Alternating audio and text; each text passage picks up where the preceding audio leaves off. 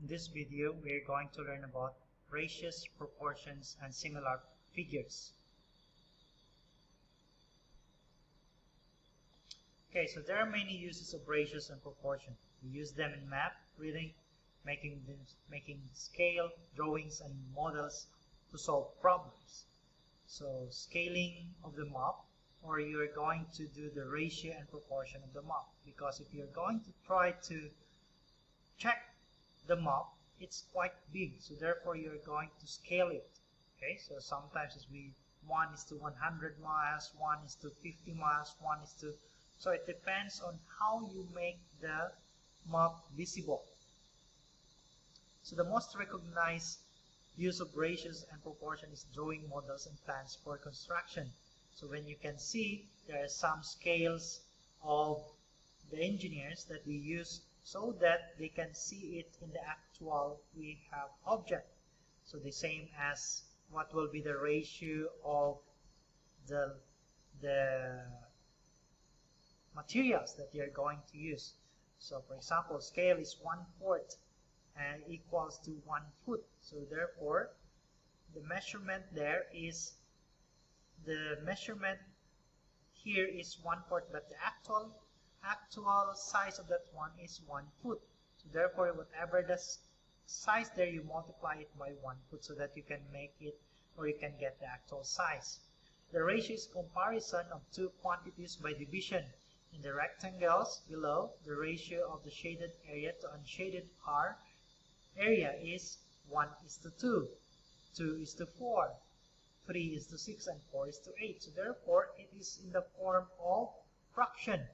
So for example, here, right, the first one part is shaded out of 2. So therefore, 1 part is shaded out of 2 parts, so 1:2. Here, 2 parts is shaded to 2:4. So all rectangles have equivalent shaded areas. Ratios that make the same comparison are equivalent ratio. Because when you are going to simplify, 2/4, that is also 1/2. 3/6, that is 1/2. And 4/8 is 1/2. So therefore, these 4 rectangles are equal. Just only the shaded part is not equivalent, right? Because here shaded 2 parts, but that is also equal to 1 part of the whole triangle. Okay?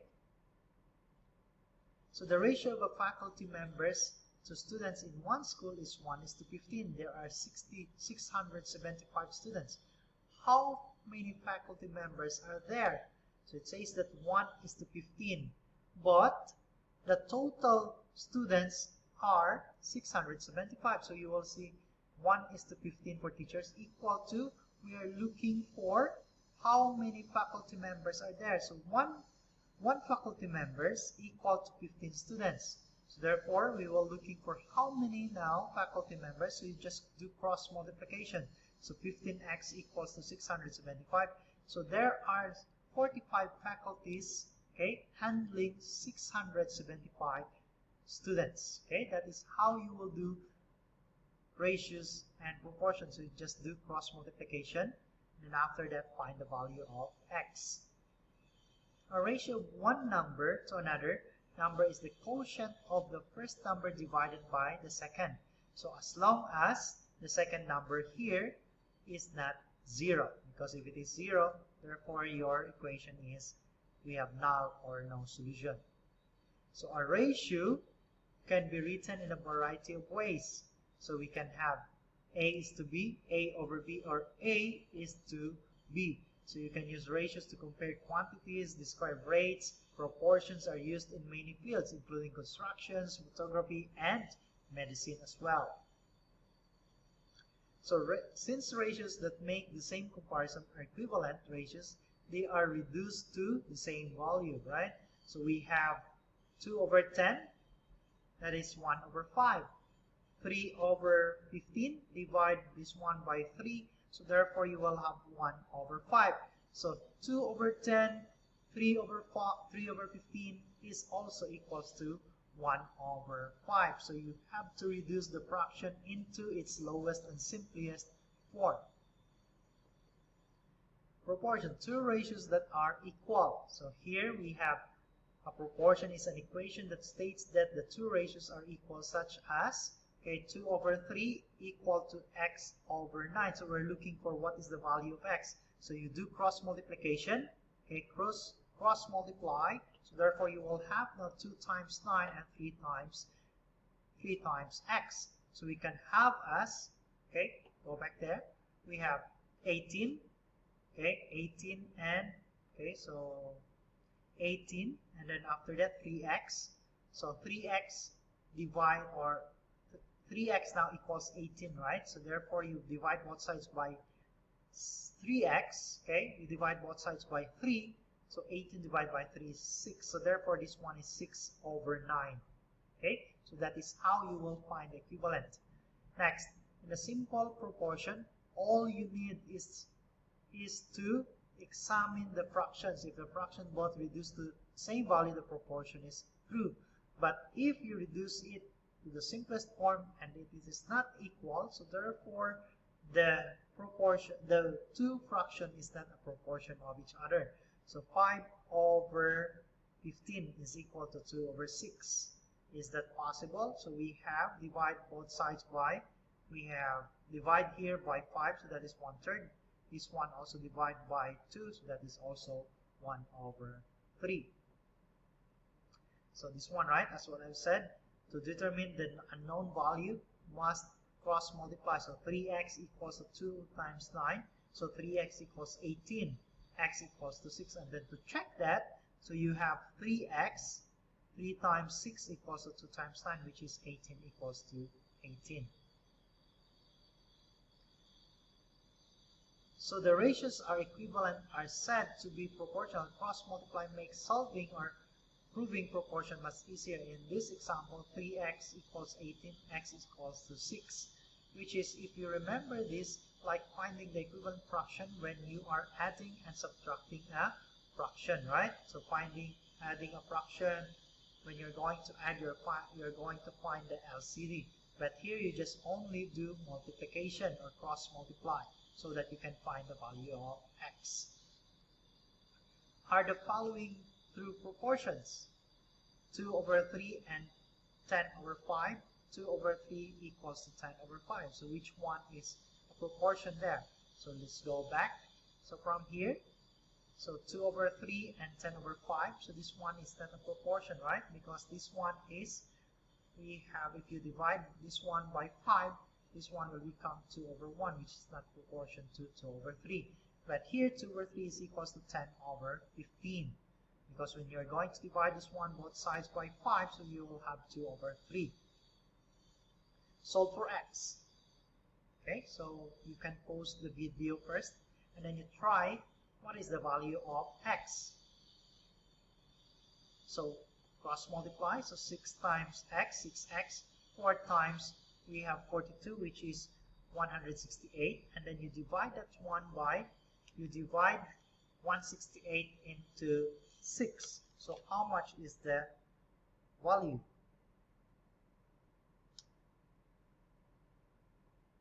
So therefore, we have now 28 over 42 is also equals to 4 over 16.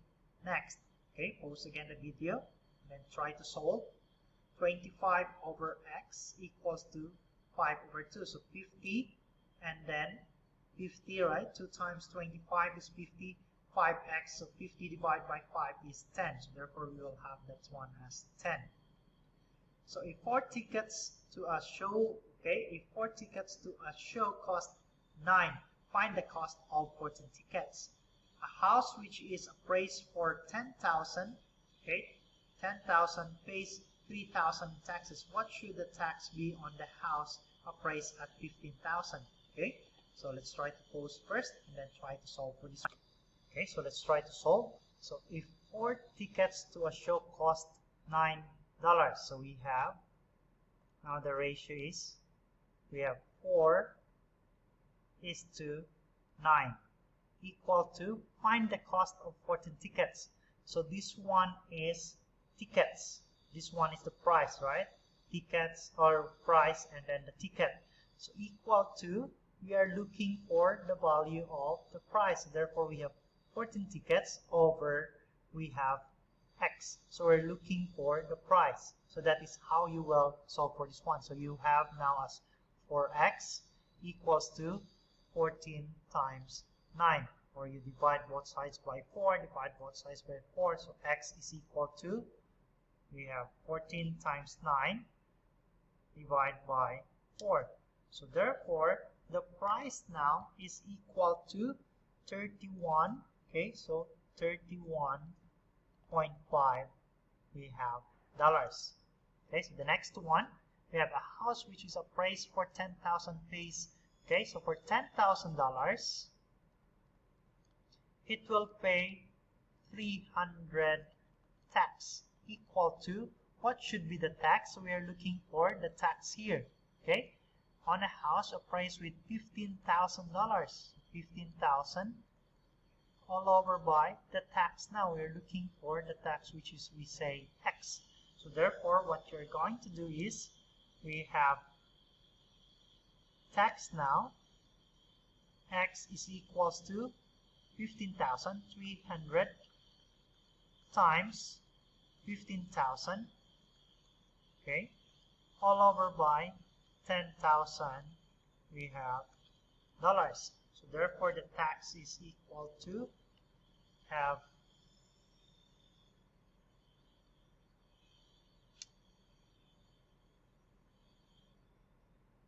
okay, so the tax now is equals to $450.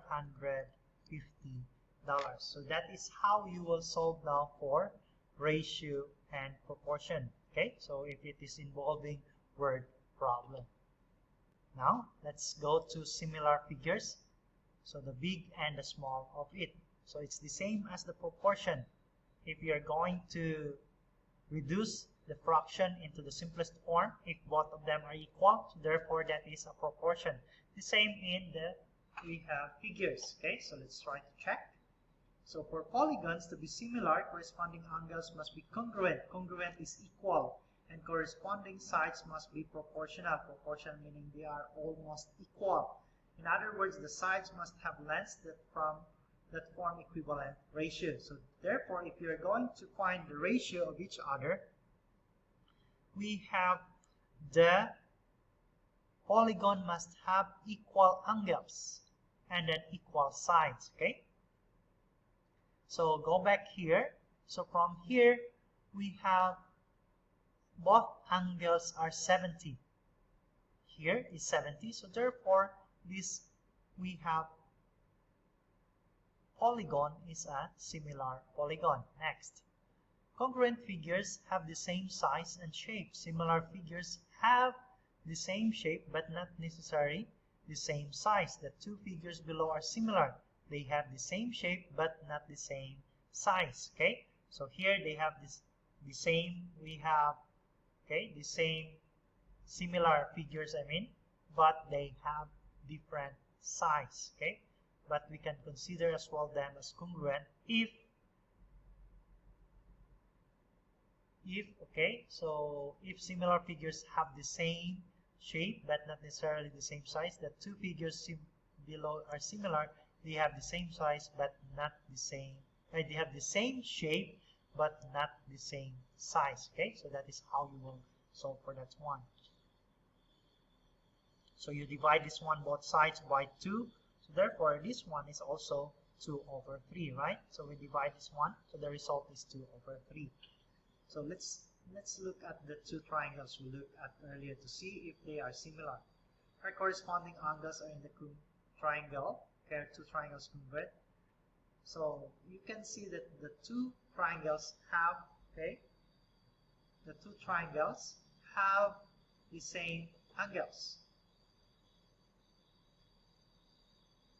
And then if you're going to check, okay, check their sides, so you divide that one. If the result is the same, therefore both of them are equal. So we have, let's say we have 27 divided by 18, so we get 3 over 2, and then we have 36 divided by 24, so we get 3 over 2 as well. So therefore this one is congruent. Okay,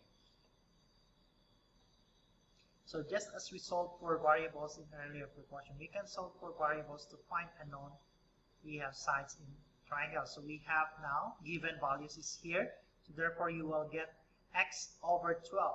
Okay, so x over 12 and then 5 over 10. And then we can find now the values to check for this corresponding. We have value of x. So therefore the value of x now is equals to 6. So 6 over 5 and then 12 over 10 to make the ratio equal. How about this one?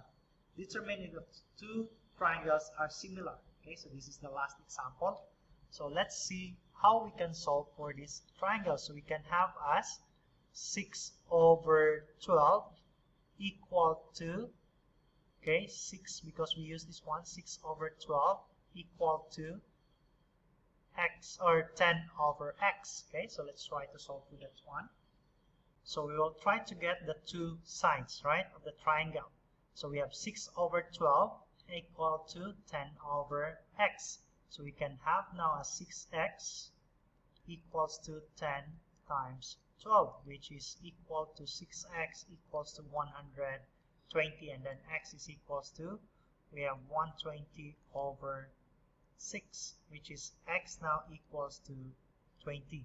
So therefore, when you're going back to check now the triangle, okay, so let's go back to check the triangle.